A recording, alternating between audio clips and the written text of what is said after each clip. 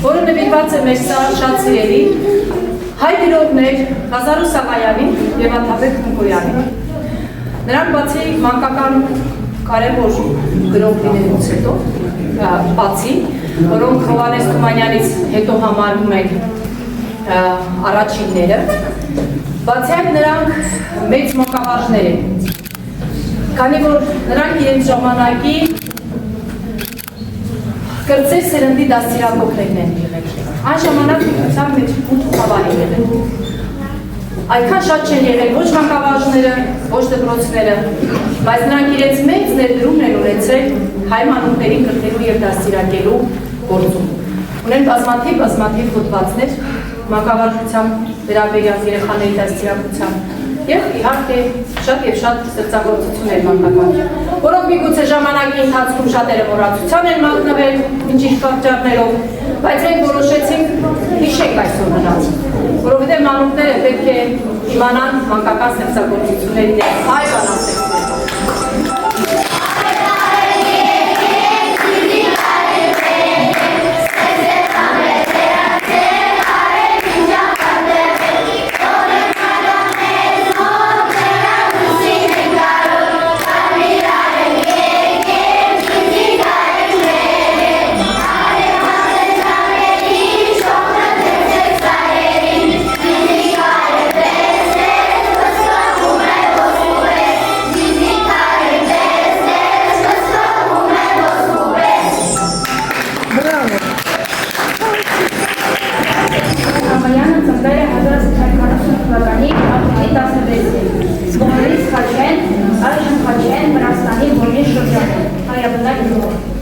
Աղայանի հայրը Ստեփանը ուժեղ, լեռնոցու խեզաղությամբ համար արկածախնդիր բնավորության դերասանորություն էր։ Իր վարքի անսավորության պատճառով ստացել է գիր, դասի մականունը։ Ղազարոսի մայրը շատ քանի ուժ, գրարվար, սեփսիտեսի է և նույնիսկ կարդալից է, քրոջից է։ Ղազարոսը ծնողների 12 զավակներից մեկն է, որը ծնվեց 1840-ին, Աբովիի գործաման տարում։ Մայրը Ղազարոսի նվիրել էր Աստծո տաճարին։ Նրա ողն ամփոփվելու համար եկեղեցու պատի մեջ և մկրտել մեծ պատի Ղազարոսի հարության գիրակի օրը։ 5-6 տարեկան Ղազարոսին աշխատակցության են տվել գյուղի միակ գրագետ Մանիշակի մոտ, որը բարությամբ է շրջապատել նրան և սերն էր ուշել դեպի իրն ու գրականությունը։ Ուսուցումը գրաբար է, անհասկանալի, կյանքից կտրված, բայց Ղազարոսը հանձնարարվող սաղմոսները ժամանակագրքերը կերտելուց հետո ժամանակ էր գտնում նաև կարդալու իրեն հասկանալի ու հարազատ գրականություն, հիմնականում ժողովրդական բանաստեղծություն, որը տարածում էին աշուղները, ավելի իրենց տանը հյուրընկալվող աշուղներից նա արագ սովորեց նաև խաղեր հորինելու ձևերը։ Ես շատ շուտ գլխի ընկա, թե ինչպես են հորինում և սկսեցի հորինել այն, ինչու որ չէին կարողանում իրենց աշակերտները։ Մանիշակի գրագիտության պաշարը շատ արագ սպառվեց և արդեն ուսման հանն առած պատանին տեղափոխվեց Շամշուլդա գյուղի քահանա տեր Պետրոսի մոտ։ Վերջինս Սանահինի վանքն ավարտած անձնավորություն էր և շատ բան գիտեր՝ քերականություն, ճարտարապետություն, աստվածաբանություն և նույնիսկ կախարդություն։ Ղազարոսն արագ յուրացրեց նաև տեր Պետրոսի ամբողջ իմաստությունները, լիովին պատրաստ էր քահանա դառնալու և շարունակելու իր ճարտարապետի գործը, եթե բախտորոշ ստիպած նրան շեղերակ ճանապարհից։ Բանն այն է, որ 12-13 տարեկան Ղազարոսը թույն սիրահարվել էր Մայիկո անունով մի աղջկա։ Սիրտս այնպես կպավ Մայիկոյին, որ էլ չէի կարողանում նրանից բռնկվել, միշտ ուզում էի նրա հետ նստել, նրա համար գրել։ Նրա անունով գրում էին սիրո երգեր, և մի գիշեր, երբ սիրո զգացմունքների արթնացած Ղազարոսն սկսել է լաց լինել, հայրը որոշել է դրան վերջ տալ ճիպոտի հարվածներով։ Պատանին միայն շապիկով ոտաբոբիկ փախել է տնից և այլևս չի վերադարձել։ Քեռու տանը որոշ ժամանակ պատասպարվելուց հետո գնացել է Թիֆլիս, քրոջ Օսմանի մոտ։ Դա 1855 թվականն էր։ Թիֆլիսը, որը շատերի երազանքների ու տենչանքների քաղաքն է, մեծ տպավորություն է թողել գավառի եկած երիտասարդի վրա։ Թիֆլիսում նա ընդունում է Ներսիսյան դպրոց։ Սակայն Աղայանի ուսումնասիրությունը Ներսիսյան դպրոցում երկար չտևեց, ընդամենը 2 տարի։ Երբ ավանդապահ բանականության և ազատամիտ երիտասարդության բախման հետևանքով Շանյանն իր մի շարք աշակերտների հետ հեռացավ դպրոցից, որոնց թվում էր նաև Աղայանը։ Բայց Աղայանը պետական դպրոցում սովորելու միջոցներ չուներ և ստիպված վերադառնում էր տուն, որտեղ խստաբարող հոր Ստեփանի տիրապետությունն էր։ Գյուղ վերադարձող Աղայանը, սակայն բոլորովին նման չէր ժամանակից գյուղից հեռացող Ղազարոսին։ Նա արդեն ազատ էր նախապաշտպանությունից ու սնոտի պաշտությունից, հոգով կատարելապես հեղափոխված։ Գյուղում շուտով անխուսափելի դարձավ ընդհարումից հետո շատ չանցած հայրը, նրան տնից բռնվել է։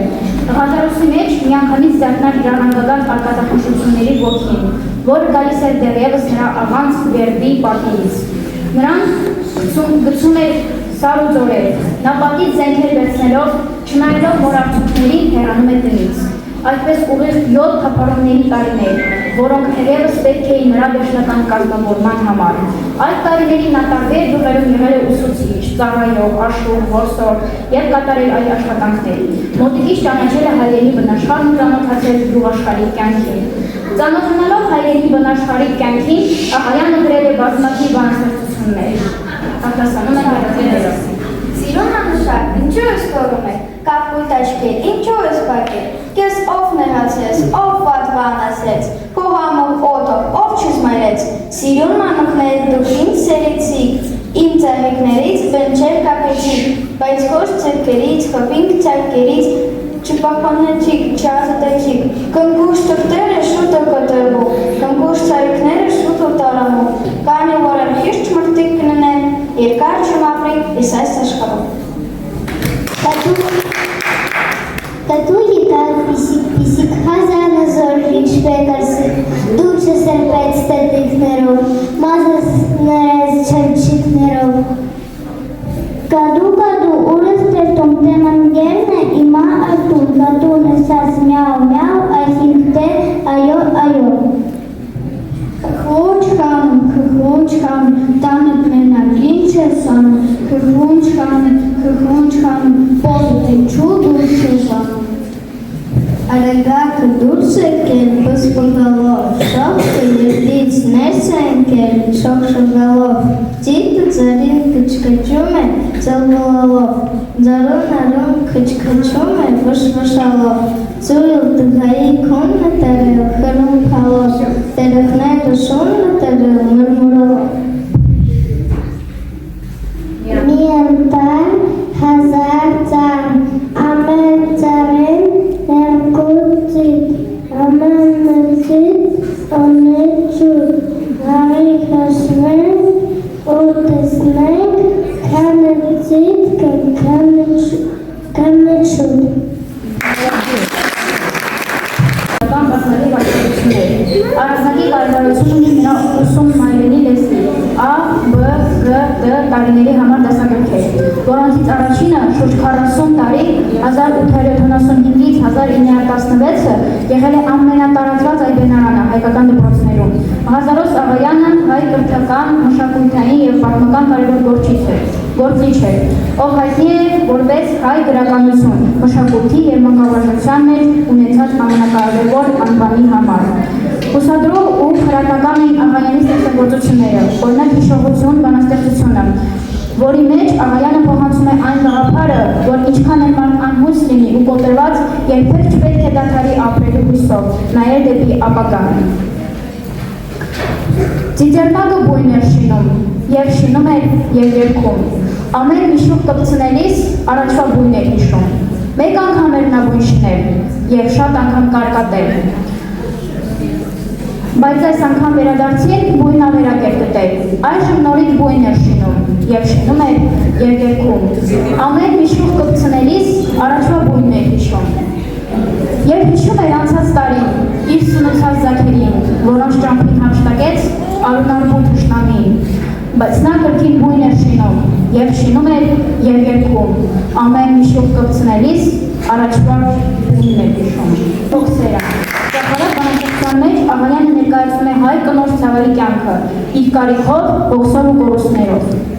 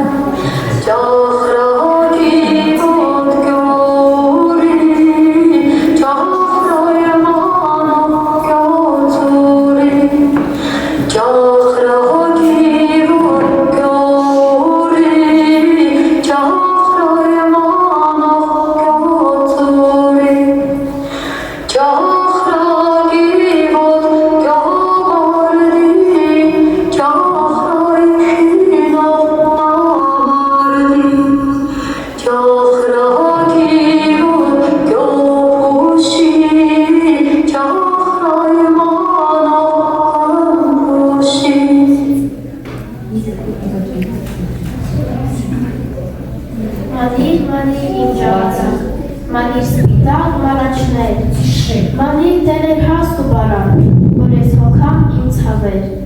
Տիգրանիկս գուրպան չունի, հանդ է գնում ոտաբաց, Գաբրիելս չուխաչ ունի, միշտանում է սուխ լաց, մանիր իմ ճախարակ, մանիր սպիտակ փաթիռներ, մանիր տեներ հաստ ու բարակ, որ ես հոգամ ինձ հավեր։ Այսպես աղքատ դեր եղած չէ, կտրվել է ամեն բան, դեր հարս էի, որ գործեցի,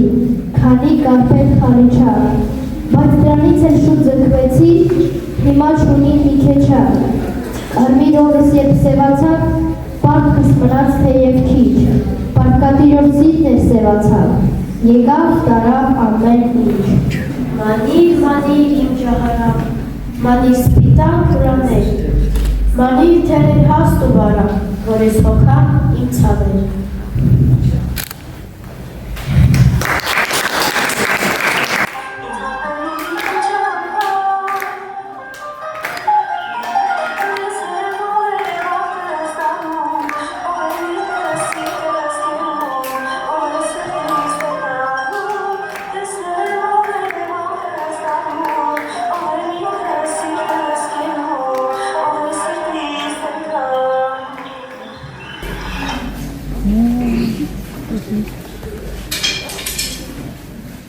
Ուղղակցար, Ոչ, բայց ինչու ես սև սփռում այս պայծառ առավոտին։ այս լետին բերել քեզ մոտ վարավ են ջուր դուքնել։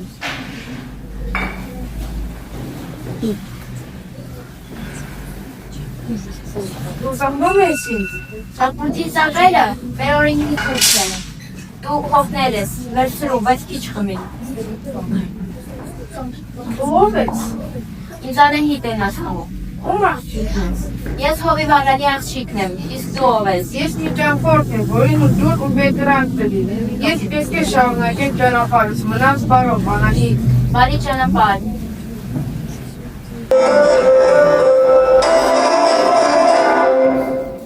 Ինչ-որ բան է թաքցնում ունենալիս մեր որդին, ինչ բոլորովին դուք չի գալիս նրա լուսին, խոսի բաղնակի հետ, գուցե Անահիտի գաղտնիքը մեր որդին։ Վագինա, մի փոքր երեխա է, երբ որ եկար մեր տուն, ես քեզ իմ որդու պես եմ պահել, վաճառանը քեզ երբ որից չեր ծաղկերում, և միայն քեզ հայտնում մի սրտի գաղտնիք։ Հայ թագավոր, վաճառանը քայն գաղտնապահ է, որ բաց չի անում սրտի գաղտնիքը։ Միայն ես կարծում եմ, որ Անահիտը նրա թախծի անունը, այդ աղջիկը կարծես աստվածուհի լինի։ Նրա գեղեցկությունը հիացմունք է պատճառում, իսկ հետքի մասին հրաշքներ են պատմում։ Վաճառան այդ աղջկանից հրաժարվողը չի։ Բարենակ, նվերներ ուղարկել է տանջկան, յարսավ, որ նա հարսանցում է կդարում։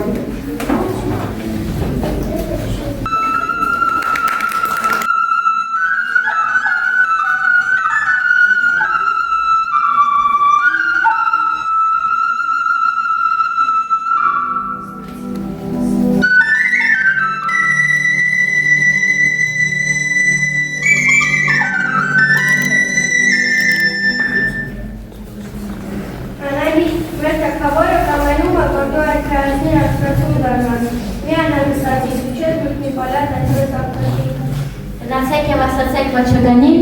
որ միայն արքայի որդի լինելը բավարար չէ բավարար չէ։ Իմ ամուսինը անպայման պետք է արքես իմանա։ Որ արեք նախորդում։ Ասացեք վաճառանին, թող գորգագործություն սովորի։ Երբ որ օրը ես տեսնեմ նրա գործած գորգը, կամուսանամ նրա հետ։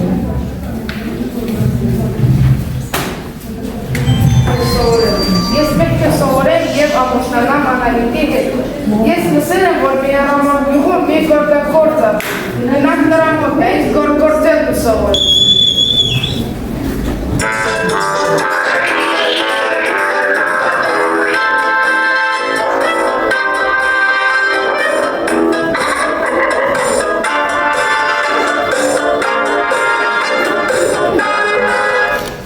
Այդ ես ալինություն,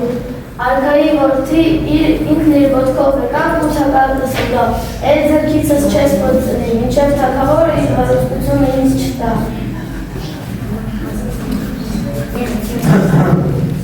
Դու ով ես ծերու։ Ես հարվան փուգի գործագործում, ավազակ են սխարանները, որետև երևանում։ Վաղնակ, իմ բաղթը բացվեց, հենց այս ծերուկն են ես ու սովորեցնի գործել։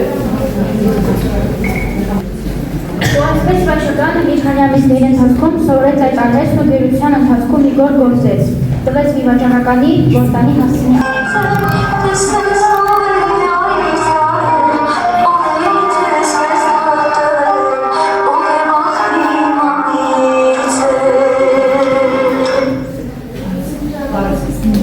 Անահիտ, այդ գործը վաճառականը քեզ է ուղարկել։ Վաճական, ինձ էլ թվում էր, թե դու ինձ մոռացել ես, բայց դու փորձանքի մեջ ես նշել, ես զոր կհավաքեմ և կփրկեմ քեզ։ Մենք եկել ենք ազատենք մեր երթեգածները։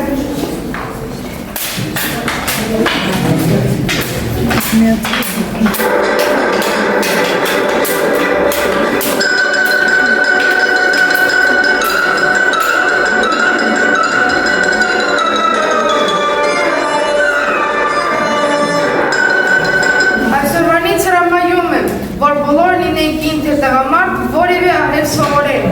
իսկ մենք այսօրվանից կլինենք հավերժ միասին։ Ով կիմանա, թե Բախտիանիվը ինչպես կդառնա, աշխատանքն է միայն, որ գեղեցկություն է բերում, այս է իմ իսկը, այս է իմ հավատքը։ Այն մանկագիր բանաստեղծ է, ծնվել է 1870 թվականին, Փամբակի շրջան Ղարաբոյա գյուղում։ Աթաբեկ Նիկոյանը գրագիտություն սովորել է իրենց գյուղի տիրասուի մոտ, այնուհետև անցել Ալեքսանդրապոլ, այժմ Գյումրի։ Ուր հաջողությամբ կորացնելով ուսման միջին ընթացքը նվիրել է ուսուցչության։ Նա մանուկների համար բազմաթիվ ստեղծագործություններ է գրել, մշակել հայկական և այլ ժողովուրդների շատ առակներ։ Գրական փորձերը սկսել է աշակերտական հասակից։ Նա այդ շրջանում գրած ոտանարուները լույս տեսան 1890 թվականին։ Աշխատակցում էր նաև աղբյուր մանկական ամսագրի Խնկոյան ամսագրի։ Խնկոյանը դարձավ դրա ամենամոտիկ աշխատակիցը։ Ղազարոս Սաղայանից և Հովհաննես Թումանյանից հետո Խնկոյանը հարարում է մեր մանկական լավագույն գրողներից մեկն է։ Նրա մանկական նման ու չնայած ոտանարուներից են Իլքայքի, Լուսին, Սերնակը, Գարուն, Մեղու, Սումերպատի և այլը։ Գրականության մեջ ավելի հայտնի է որպես տաղանդավոր առակագիր։ Բազմաթիվ է նրա մեկը մյուսից ավելի սուր խայթող ու խորիմաշ զավակները։ Իսկ ինչու է Խնկոյանին ասել Խնկո ապեր։ Աթաբեկ Խնկոյանին անվանել է Խնկո ապեր, հատկապես նրա սրտացավ վերաբերմունքի համար, կրթական գործին ունեցող նվիրվածության և իր ժողովրդի հանդեպ մեծ սիրո համար։ Խնկո ապերը մանկավարժ է և գրող, ով կարևորում էր երեխաների կրթությունը և դաստիարակությունը։ Նրա սրտացավ վերաբերմունքը, հայրական մոտեցումը և հոգատարությունը երեխաների նկատմամբ ձևավորել է նրա Խնկո ապեր անունը, ինչ նշանակում է հոգատար եղբայր։ Նա իր կյանքն ու գործողությունները նվիրել է կրթությանը և գրականությանը, զարգացմանը, ինչ հայ հասարակության կողմից մեծապես գնահատվել է։ Աթաբեկ Խնկոյանի կյանքից մի հետաքրքիր պատմություն կա, որը փաստում է նրա նվիրումն ու սրտացավությունը երեխաների նկատմամբ։ Պատմում է, որ մի անգամ Խնկո ապերը լինելով ուսուցիչ գյուղական մի դպրոցում նկատում է, որ իր աշակերտներից մեկը մի փոքրիկ տղա հաճախ գալիս է դպրոց անհրաժեշտ գրենական տեխնիկների, թեզերի և գրիչների։ Նա չէր ցանկանում պատժել տղային կամ կշտամբել, քանի որ հասկանում էր, որ երեխայի ծնողները միգուցե պարզապես չունեն ֆինանսական միջոցներ դրան գնելու համար։ Լուսի, դու սիրես, ինչքան կերորես, լույսը ստալի գիշերով, քո վարվարում թշերով։ Փիսիկ, չար կոչի, վանաջուտի, խուջուտի, փիսիկ, շուշ արի, մեր մուսիկի նորովի։ Պզան,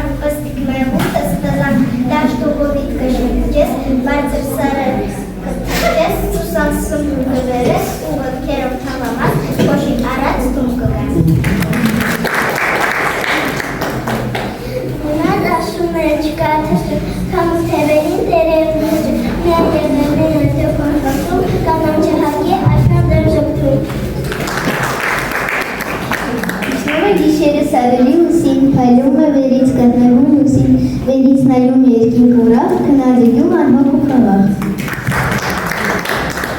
Գանան ամի սիրուն մայիստը թշում դար, բարով եկար բերիր իբարդ կարմիր, սուսան սիմբոլ սիրուն բուլբուլ։ Ձգնիկ լող տուլող արան, դերսի ողսը թող արան, իչի ջիրի հատակը, մեջև անցվի վտանգը, դե սպորցանքը կուգլհին, մի մետրիկ երեխա, որ հեպե ու գիր կարտին, չմոտենաս էդ որդին, ինչ չլսետ ձգնիկը, ինչ չլսետ բեկնիկը, օպ, ուր տվեց նավորտը, կարտը մնաց կողորդը։ Եկավ չուտը, չտա, հալցվել է ուրովից, բաժնվել է իր մուրից, չճտում է ուղալիս, որից մորն է մանվելիս։ Ծովով արի, թեթև թևով արի, ծովի փոքր լանջով արի, գալում դառնան դուբեր, կանչով արի, արի սիրում ծիծեր, արի գալում դուբեր։ Մերի կաչի գունես, մկրատաձև պոչի գունես, ծովի փրփուր լանջով արի, կական շնչով կանչով արի, արի սիրում ծիծեր, արի գալում դուբեր։ Ծիծերնար գալում չկա, ծովի փրփուր լանջով արի, կական շնչով կանչով արի, արի սիրում ծիծեր, արի գալում դուբեր։ Անդիում, թերձկից զստակ գաս, հազարդման փոք կստնաս։ Չեմ աշան երբ մեծ պատվին, կյանքերը կաչ, էքան վաշազան, գիտեմ թորից հավը, պապս տես է կատին լավ։ Մթին ամպերից եկավ որ կանձրև, պանզեց երկինքը, կապը ծակեց ջինջարև, կանաչ ու կարմիր ճակեց ծան, ջրի կատիններ այլգոհար դարձան։ Այ ժամացույց, չես ըխրել դու խոսալուց, իբերան հթակ, բայց ունես ու միտատիկ, որսիկ ես սուս արա, ուրկներս դուր տարար, վերիք հոսես, շարժես աչկերդ, ճոճանակ, քոչակ որ ես հոսալ տատ ինձ կսի, չաչանակ։ Ամբողջ ձմեր վերմա կարել, քոն էր մտան մի ծաղիկ, ջինի ծոցումնալ չեր մրսում, քոն էր հանգիստ անուշիկ, երբ հարևը իր բարևը տվեց հարած աշխարին, ելեք, սիրուն բարեք ձայն տվեց նա բոլորին, ձյոնը ճրկեց ելավ կանգնեց բոլորից շուտ մի ծաղիկ, մարդիկ տեսան ուրախացան, անմանեցին ձնծաղիկ։ Արև դու մեզանից, երբ հրացավ դեպ հարավ, ձմերն եկավ և ամեն ինչ, հապստակեց և տարավ, աստված սիրել ես մի գնաշ, մի թողնիր մեզ քեզ կարոտ, քեզ կգովենք, քեզ կպատվենք, միշտ իրիկուն առավոտ։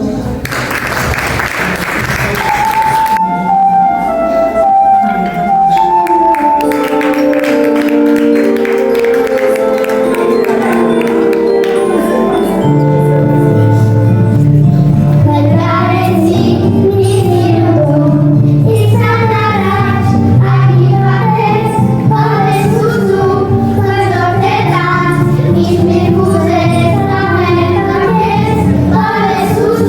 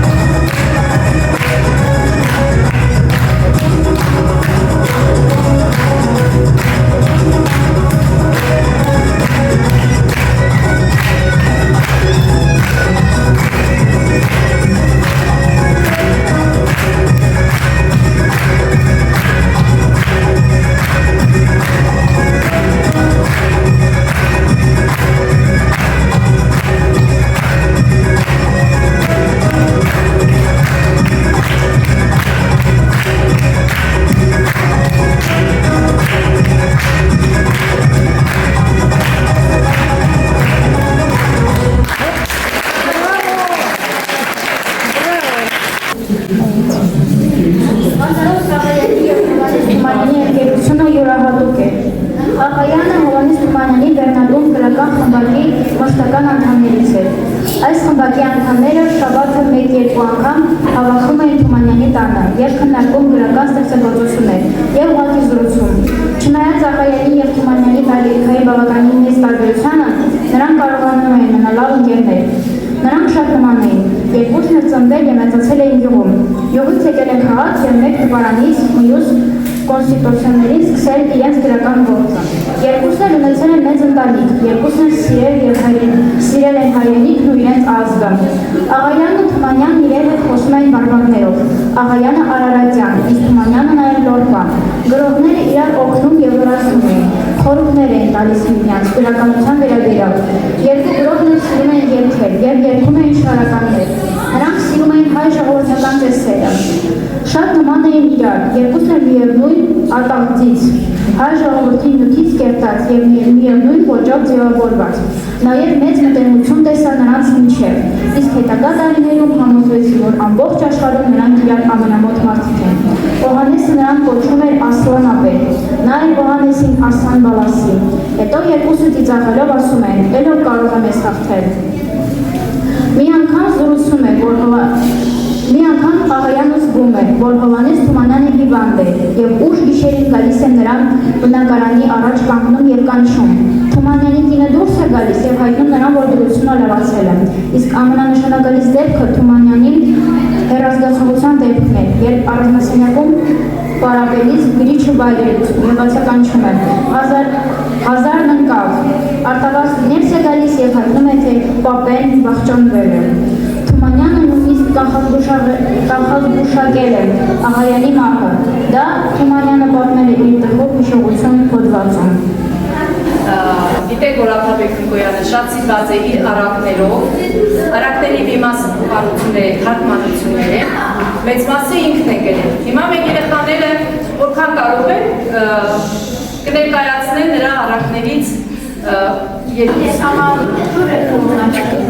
նեք է դեպիտորից, կայն է կտրու վերևը, խոսքին տարով, այս ձևը։ Էս ինչ լրբություն, ինչ հանդգնություն, այ դու փսրենկոտ ոչ խարինակոտ, դու ինչի դես, որ կնչողը, կթող կնչողը ջուրս պխտորես, բրնես ունչըտ կտրի շունչըտ։ Մի վարկանան, պարոնք են, կետիս չար են քայնիկար, նեմտես բան ես ասում որ։ Սուտ եմ ասում այլ լխպոր, էդ էլ չի լինի հերբանը, չեմ մորացել են բանը, որ հենց էստեղ նույն օրը հայհոյեցիր իմ հորը։ Մի տարեկան դեպք չկա։ Աղբերդ էլ անձգամ։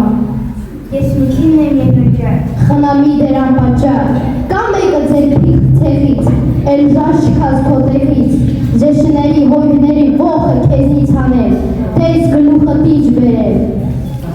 Սաղարանը, արավ նապատկանը։ Այստեղ ինչն է գլխավոր, ու վերնևոն միշտեր թույնն է բեղավոր։ Ամբողջ ցեղով անտարի մեջ արին ժողով, և ժողովում դիտեր կտիկ ասաց, լսեք մեծ ու պստի, շունը հաչի, քամի քչի, հաղը գորա, մուկը ջրա, մեր այս ցեղը հաղը դողա, այսպես ապրել չի կարելի, այս աշխարհում փորձանքով լի, չարն ու բարին աշխարհի հետ, թողնենք նրանք լցվեն մի դեր։ Շրջիկները ոչ այս ոչ այն, ելան գան մահի ճամպա, հենց որ եկան գետին մոտիկ, այն կորտերը մեծ ու պստիկ, խարդին խուրը ընկան ջուրը։ Իսկույն այնտեղ միայն շրտիկ, դարձեք կանչես, պապիս կոշտի, էլ մի կախեք սեր կտերը, մեզնից վախկոտ են կորդերը։